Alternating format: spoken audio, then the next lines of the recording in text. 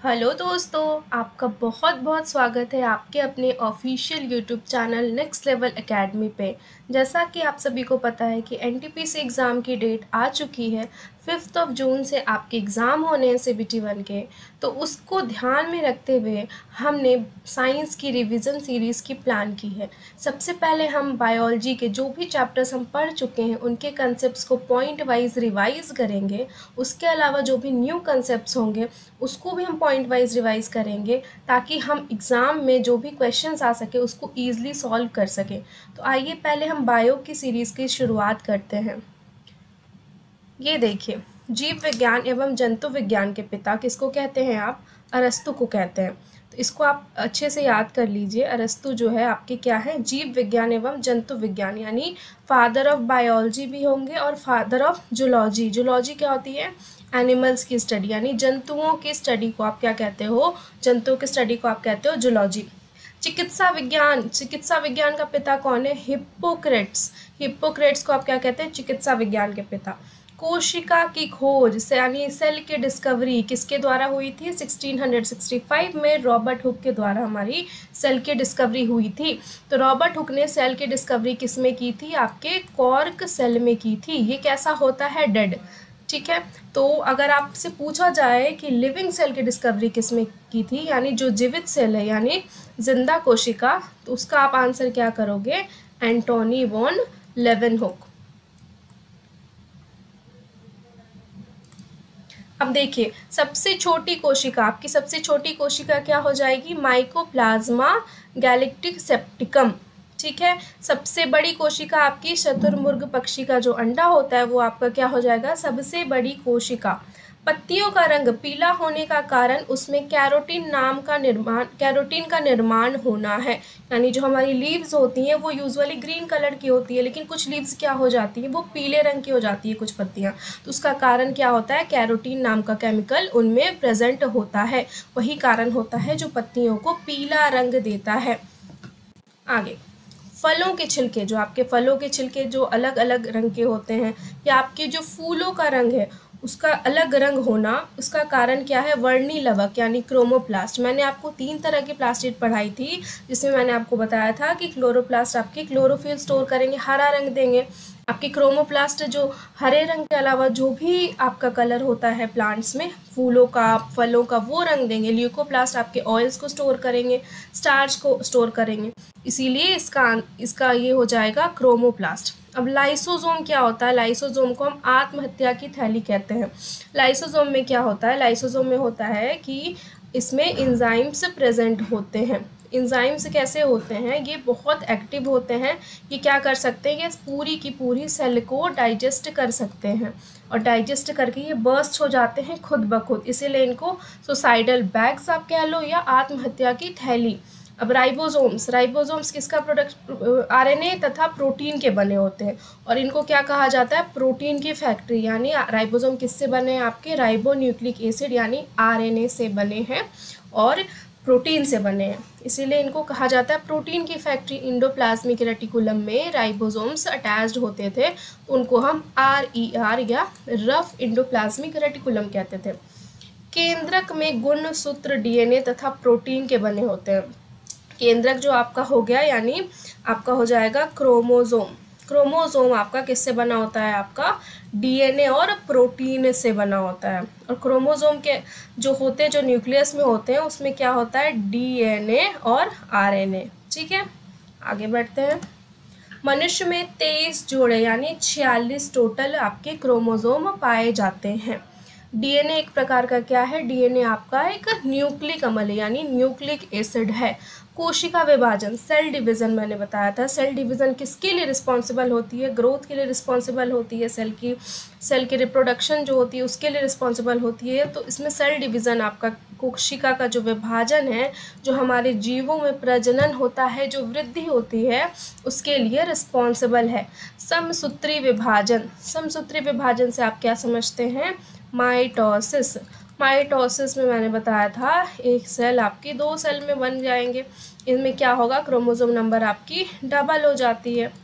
अब कोशिका जीवन की सबसे छोटी रचनात्मक एवं कार्यात्मक इकाई है। सेल क्या है? Structural and functional unit of life. किसी भी हमारे जितने भी बॉडी के फंक्शंस हो रहे हैं उन सभी को कैरी आउट करने में हमारे सेल का बहुत बड़ा योगदान होता है। हमारी बॉडी को स्ट्रक्चर देने में, एक स्ट्रक्चर ये करने में सेल का क्या होता है, बहुत बड़ा योगदान होता है। इसीलिए structural and functional unit of life आप सेल को कहते हो। हमारे मानव शरीर में करीब कितनी कोशिकाएं हैं? 5000 अरब कोशिकाएं होती हैं। आगे, गुणसूत्र की खोज वाल्डेयर ने की थी, यानी क्रोमोसोम की खोज किसने की थी? वाल्डेयर ने की थी। जोहानसन ने जीन शब्द का प्रतिपादन किया था। क्रोमोसोम के अंदर आपके क्या होते हैं? जीन, जो क्या करते हैं आपके इंफॉर्मेशन को एक जनरेशन से दूसरे जनरेशन में कैरी करते हैं। तो जोहानसन जो थे उन्होंने जीन शब्द का प्रतिपादन किया था। सबसे लंबी कोशिका तंत्रिका आपकी न्यूरॉन है। न्यूरॉन क्या है? आपका यूनिट ऑफ नर्वस सिस्टम है। तो वो सबसे लंबी सेल हमारी बॉडी में अगर आपसे पूछा जाए तो वो आपका क्या हो जाएगा? वो हो जाएगा न्यूरॉन। आरएनए का प्रमुख कार्य क्या है? प्रोटीन संश्लेषण। प्रोटीन संश्लेषण यानी प्रोटीन का सिंथेसिस करना, प्रोटीन को बनाना, ये कौन करता है? आरएनए करती है। और डीएनए से जब आरएनए बनेगा आपका, यानी डायऑक्सी रिबोन्यूक्लिक एसिड से आपका जब राइबोन्यूक्लिक एसिड बनता है तो उसको आप क्या कहते हैं? उसको कहोगे आप ट्रांसक्रिप्शन। और शैवालों का अध्ययन, यानी जो आपका अलगी हो गया, अलगी जो हो गया, आपके थैलोफाइट्स जो हो गए, उनका स्टडी, उनकी स्टडी को आप फाइकोलॉजी कहते हो। अनावृत बीजी पौधा यानी जिम्नोस्पर्म्स, ये वैसे पौधे होते हैं जिनमें जो बीज होती है वो फलों के अंदर नहीं होती। बीज आपकी पेड़ में ऐसे ही नेकेड प्रेजेंट होती है, यानी इसमें फल आपको देखने को नहीं मिलेंगे, बीज ऐसे ही प्रेजेंट होती है। और आवृत बीजी पौधा वो होता है, यानी कि जो एंजियोस्पर्म होता है उनको हम फ्लावरिंग प्लांट्स कहते हैं। तो इसके नाम में ही फ्लावर है, यानी वो जो फ्लावर है वो फर्दर क्या बनेगा? फ्रूट बनेगा। फ्लावर फर्दर बनेगा फल, और फल के अंदर क्या होंगे? आपके बीज होंगे। ठीक है। और कार्बोहाइड्रेट्स, इनऑर्गेनिक सबस्टांस, वाइटामिन्स, ये सारे कहाँ मिलते हैं? बहुत ज़्यादा मात्रा में ये आपके शैवालों, यानी कि जो आपका अलगी होता है, जो आपका थैलोफाइट होता है, उसमें ये सारे कंपाउंड्स बहुत भारी मात्रा में पाए जाते हैं। सबसे स्मॉलेस्ट एंजियोस्पर्म, सबसे स्मॉलेस्ट फ्लावरिंग प्लांट है आपका लेमना। और सबसे लार्जेस्ट, सबसे लंबा, सबसे बड़ा आपका हो जाएगा यूकेलिप्टस। राइट। आगे, सबसे छोटा पुष्प आपका है वुल्फिया। सबसे बड़ा पुष्प रैफेलेशिया। सबसे बड़ा फूल किसका पाया जाता है? रैफेलेशिया। सबसे बड़ी पत्ती, सबसे बड़ी पत्ती कौन सी है? Victoria regia. और सबसे छोटा बीज ऑर्चिड का होता है। ऑर्चिड के प्लांट में आपको बीज छोटे छोटे छोटे छोटे दिखेंगे।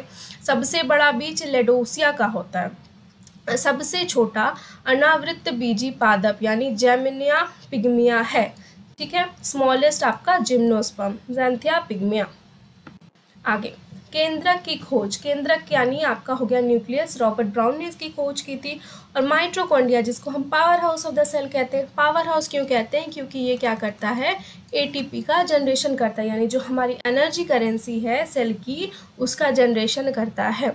DNA, DNA double helix model Watson and Crick ने बनाया था। डीएनए डबल हेलिक्स क्यों कहते हैं? क्योंकि 2 थ्रेड होते हैं डीएनए के, वो आपस में इस तरह कुछ लिपटे होते हैं, इसीलिए इसको डबल हेलिक्स कहा गया है। और इसको हम further Watson and Crick model से के नाम से भी जानते हैं, क्योंकि इसकी डिस्कवरी वॉटसन एंड क्रिक द्वारा ही की गई थी। संपूर्ण शरीर में जो आपके रक्त का परिसंचरण कौन करता है? हृदय करता है। एक मनुष्य के शरीर में कितना रक्त होता है? 5 से 6 लीटर का रक्त रहता है एक पूरे मानव शरीर में।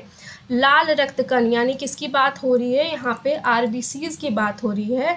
वो कैसे होते हैं? गोलाकार होते हैं, केंद्र रहित होते हैं, तथा उनमें क्या पाया जाता है? उनमें हीमोग्लोबिन नाम का एक कंपाउंड पाया जाता है।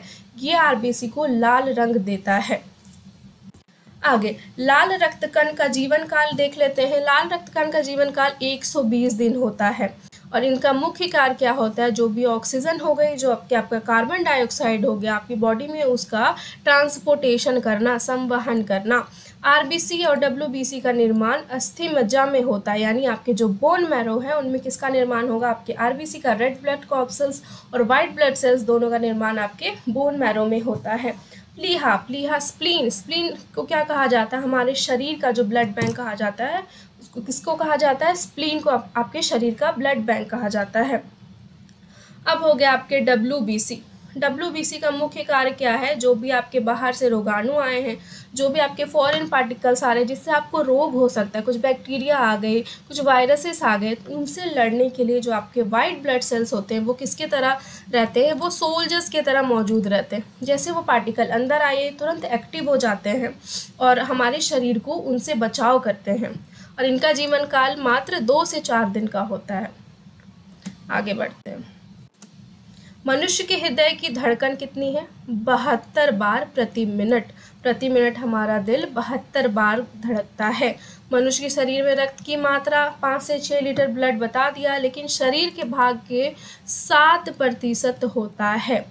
एक बार रक्त संचलन पूरे शरीर में 23 सेकंड लगता है, यानी आपके पूरे बॉडी में ब्लड का फ्लो होने में, ब्लड का सर्कुलेशन होने में 23 सेकंड्स का समय लगता है। रक्त समूह यानी ब्लड ग्रुप की खोज लैंड स्टीनर ने की थी। कौन कौन से ब्लड ग्रुप पाए जाते हैं आपके ह्यूमंस में? मनुष्य में 4, ए बी ओ। रक्त समूह ओ यानी जो भी ओ ब्लड ग्रुप वाले पर्सन्स होंगे उनको क्या कहते हैं? यूनिवर्सल ब्लड डोनर, यानी वो अपना खून किसी को भी दे सकते हैं। हार्ट बीट ये बता दिया। अब देखिए AB को क्या कहते हैं? सर्वग्रही यानी यूनिवर्सल ब्लड रेसिपिएंट। AB क्या कर सकता है?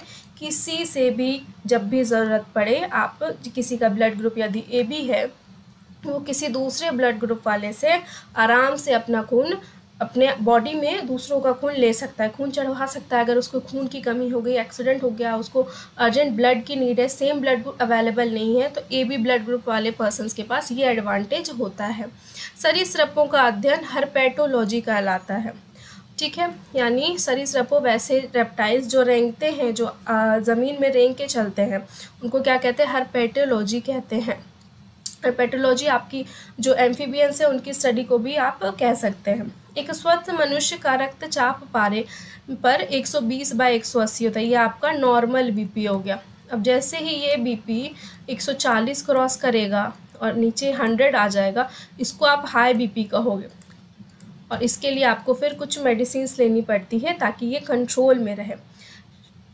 ग्लूकोज देखिए, इसमें क्या होता है? जो भी आपका शुगर का ऑक्सीडेशन होता है, ग्लूकोज का जो ऑक्सीडेशन होता है, ये रेस्पिरेशन में, हमारी बॉडी में जो रेस्पिरेशन होता है जिससे हमें एनर्जी मिलती है ब्रेक डाउन होके, तो इसमें क्या होता है? शुगर ब्रेक डाउन होता है, यानी शुगर का ऑक्सीडेशन होता है, यानी जो भी ग्लूकोज बनती है बॉडी में वो ऑक्सीजन के साथ क्या करती है? कंबाइन करती है, जिससे हमें एनर्जी मिलती है। मानव शरीर में होने वाली क्रियाओं का नियमन और नियंत्रण, यानी जितने भी हमारी एक्टिविटीज़ हो रही है बॉडी में, जो भी फंक्शंस ह्यूमन बॉडी में हो रही है, आखिर किसी को तो उसे कंट्रोल करना पड़ेगा।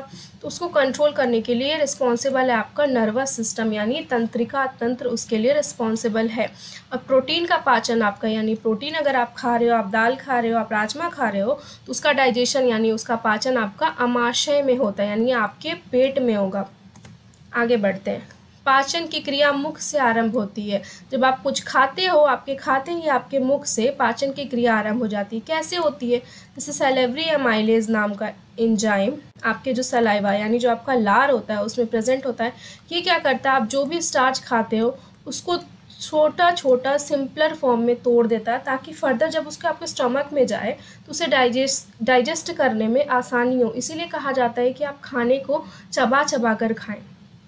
ठीक है, पाचन के बाद जो हमारे अवशिष्ट बच जाते हैं तो उसका भी अवशोषण होना चाहिए। तो जितना भी अवशोषण होता है ये आपकी छोटी आंत में जाकर सबसे लास्ट में होता है। मनुष्य शरीर में पाया जाने वाला सबसे बड़ा ग्रंथि कौन सा है? यकृत। आपके जो यकृत है, आपका जो लीवर है, ये क्या है? Largest gland in the human body. और मनुष्य के वृक्क की संख्या 2 होती है, यानी कि 2 किडनियां हमारे पास होती है। कैसी होती है वो? बीन शेप होती है। ठीक है, 24 घंटे में मनुष्य लगभग 1.5 लीटर मूत्र विसर्जित करता है, यानी 1.5 लीटर यूरिन हम 24 घंटे में रिलीज करते हैं।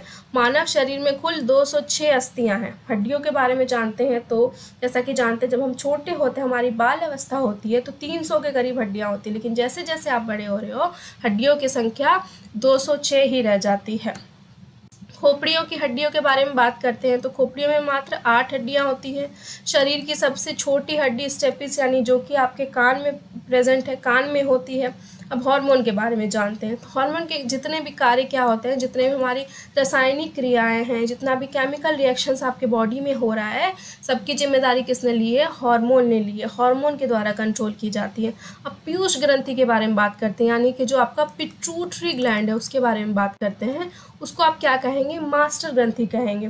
तो ऐसा आप क्यों कहते हैं? क्योंकि जो आपका पीयूष ग्रंथि है, जितने भी अदर्स ग्लैंड हैं उनको कंट्रोल करने में इसका बहुत बड़ा रोल होता है। जैसे कि आपकी जो रिप्रोडक्टिव ग्लैंड है, जैसे टेस्टिस हो गए, ओवरी हो गई, उनसे आपको अगर हार्मोन सिक्रीट कराना है, जैसे टेस्टोस्टेरोन कराना है, ऑक्सीटोसिन आपके ओवरी से निकल रही है, एस्ट्रोजन निकल रहा है, इस तरह का हार्मोन, तो इन सभी का हार्मोन का सिग्नल जो आता है वो पिट्यूटरी ग्लैंड से आता है। अदर्स और भी हार्मोन है, इसीलिए इसको आप मास्टर ग्रंथि कहते हो। मेडुला ग्रंथि जो हो गई आपके रक्तचाप को नियंत्रित करती है, यानी जो भी आपका ब्लड प्रेशर है, जो भी आपकी बीपी है, उसको नियंत्रित करने के लिए आप इसका सहारा लेते हैं, मेडुला ग्रंथि का।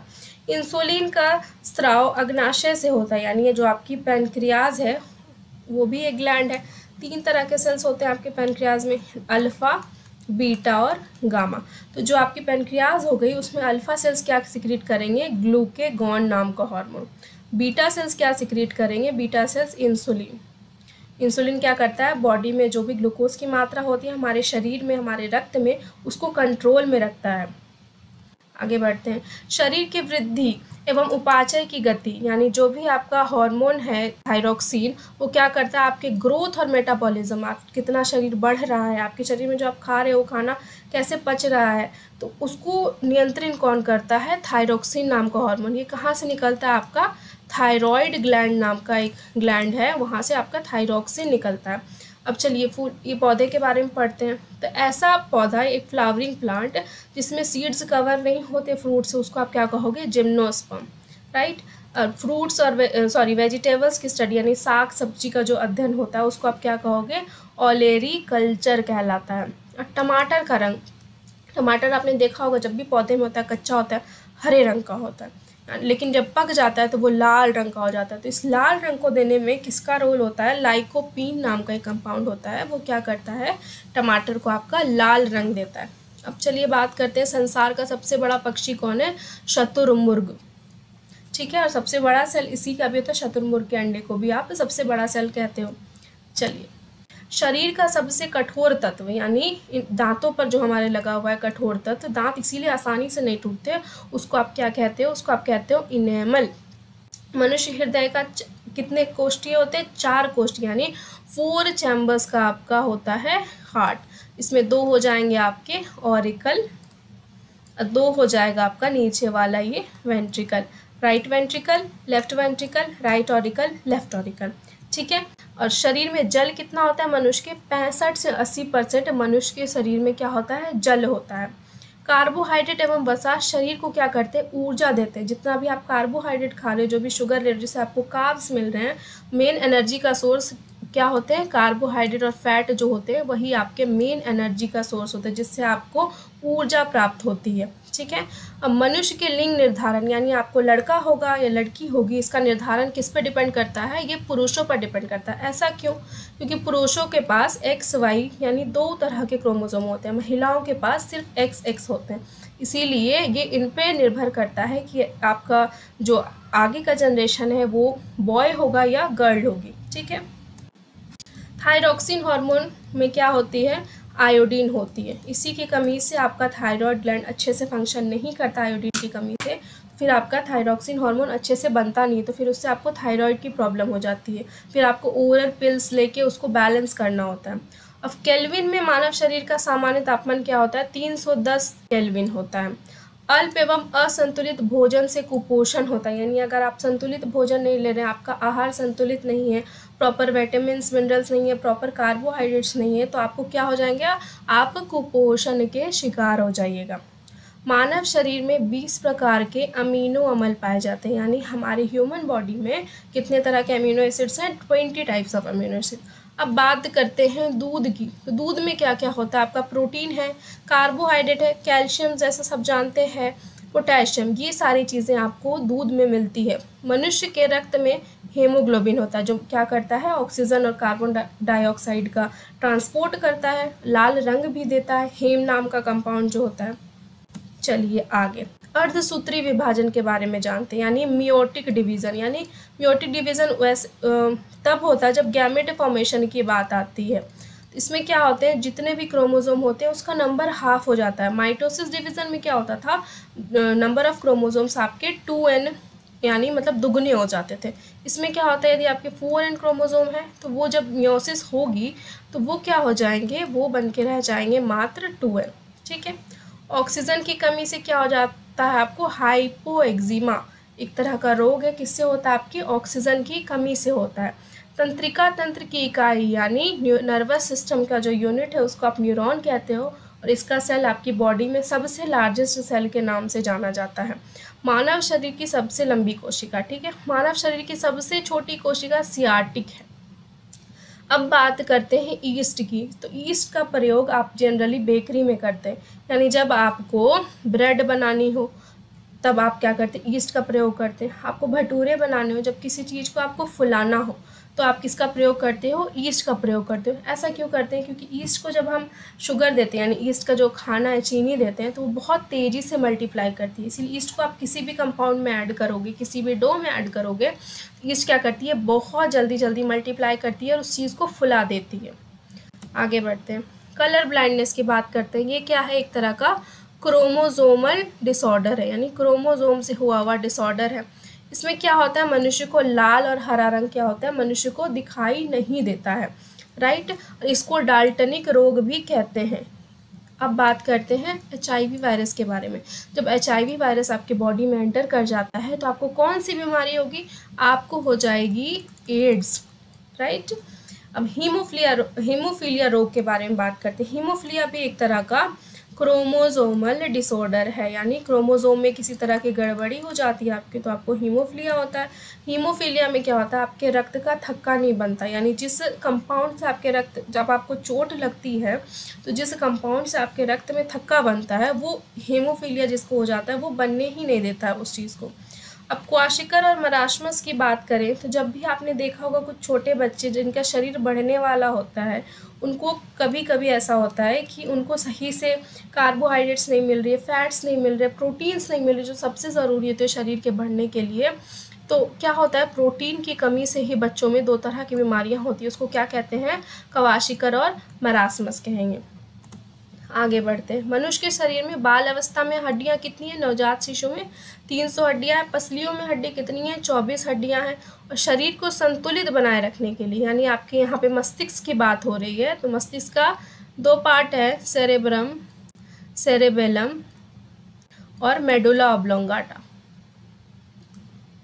तो जो सेरेब्रम है वो सबसे बड़ा पार्ट है, और जो सेरेबेलम है जिसके बारे में बात हो रही है, शरीर का जो संतुलन होता है यानी बॉडी का जो बैलेंस बनाने का काम होता है वो कौन करता है, सेरेबेलम करता है। मेडुला ऑब्लोंगाटा आपकी ब्रीदिंग को कंट्रोल करता है, आप सांस लेते हो उसको कंट्रोल करता है, आपकी हृदय गति को कंट्रोल करता है, ठीक है। और मस्तिष्क का वजन कितना, आपका मस्तिष्क का वजन हो जाएगा 1 किलो 350 ग्राम। मनुष्य शरीर में लगभग डेली कितना बनता है, 1.5 लीटर मूत्र बनता है। रक्तदाब की माप, आप किससे अपना बीपी नापते हैं, उसको क्या कहते हैं, स्फाइग्नोमैनोमीटर, जिससे आप डॉक्टर के पास जाते हो और आपकी बीपी नापी जाती है। आगे बढ़ते हैं, हृदय का वजन कितना है, हृदय का वजन आपका 300 ग्राम है। अब दूध में हमने जैसे कि पढ़ लिया कि जैसे प्रोटीन्स भी है, कैल्शियम भी है, और इसी तरह दूध में जो प्रोटीन होती है उसका नाम क्या है, केसीन। अब मनुष्य के लार में टाइलिन होता है।